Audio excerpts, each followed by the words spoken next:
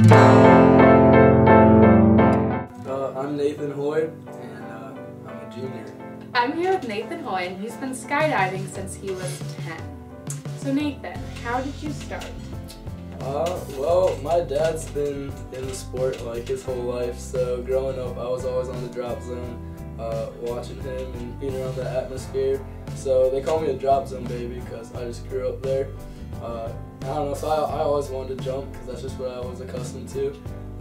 So I'd always ask when I could jump, and my dad's response would always be like, when you're 100 pounds or whatever, because like I was little. So finally one day when I was 10, he was like, hey, go put your contacts in, we're gonna go do something. I was like, what? He's like, we're going jumping. So we have some friends who own hot air balloons, and since I can't jump, or they wouldn't let him take me out of a plane since I was 10. But yeah, our friends let us go up in the balloon, and I jumped for my first time when I was 10. I don't know, I guess the first time is actually really memorable. The other ones I kind of forget, but the first time I was pretty nervous actually. But I don't know, just being around it my whole life, I guess I was just used to it, watching people always jump. I guess one thing I get nervous about is, I don't want to screw up the jump for other people. But nah, I love heights. I'm like addicted to it. I guess it depends on like what aircraft, but if you're going to have a balloon, you have a big ground crew, and then you set up the balloon, and it usually inflates pretty quick, and the balloons we jump out of hold like 5 people, counting the pilot. So it's just a really peaceful ride up to altitude usually. We usually go up to like 10,000 feet, but they can go, we've gone up to 14,000 before. So yeah, there's really no limitations there except for gas, and like we don't want to waste a lot of gas. But yeah, and then you climb over the edge of that thing, and that's freaky. That's pretty eerie actually, because it's kind of like a base jump.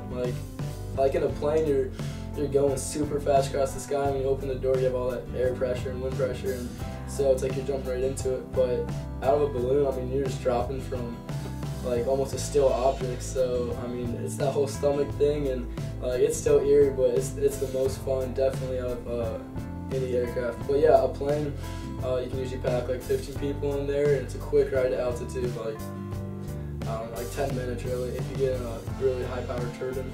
But yeah, and then you open the door and the wind's coming super fast, and then you just jump out. Yeah, so you jump out, and depending on what kind of jump you're doing, if you're jumping with different people, like a 4-way formation or a 6-way, you can make different formations in the sky and turn points and like grab each other. Our jumpsuits have like grippers, so like we can grab them, that's like a point. So we can try to do fun stuff with that and like experiment with fall rate, because that's always tricky. The rule for tandems, when you're hooked up to somebody, that's always been 18. Due to liability and waivers, that's what the USPA, the United States Parachute Association, said. And for a long time, they said that you can do AFF, which is accelerated free fall. It's basically the program which allows you to go by yourself. You take a class and all that good stuff. You do training jumps with instructors, and that's how you learn to be a solo jumper. So we called up our buddies who fly balloons, and we're like, hey, I want to learn a solo jump. And my dad's an AFF instructor, so he actually like teaches the class, and he teaches people how to jump. So is that what he does for a living, or? No, it's part-time because we really only do it on the weekends. But okay. It's his real passion. We're doing these jumps out of balloons, and I do my 8th one. I do my graduation dive, and we're good to go.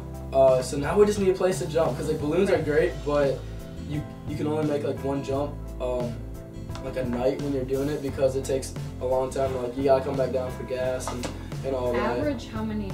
Like how many do you usually do? Like out of a plane? Well, out of a plane, the most I've done in one day is 7. 7 in one day. Yep. But out of balloons, we couldn't do that, so we need an aircraft that I could start racking up jumps in.